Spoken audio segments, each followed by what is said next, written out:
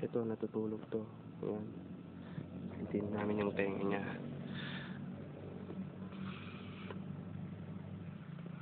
Ayan.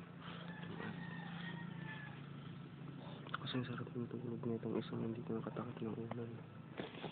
Si Brian, gising na. Ay, madilim. Ako yung pinakaunang nagising na nag-trip sa kanila. Tulog pa yung dalawa. Daming lamok. Alam yung Francis, yung nalagaan yung mga lamok dito. Sarap. Tignan mo naman yung kasugapan niya sa kumot.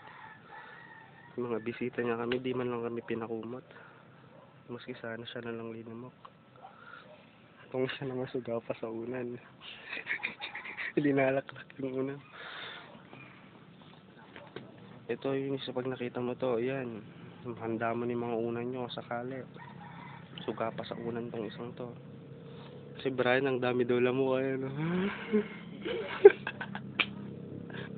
Yung isa linalamok pa. Yung isa sarap pa rin ang tulog mo. Ayun, hindi. Iilungin ka naman. Sarap pa yan.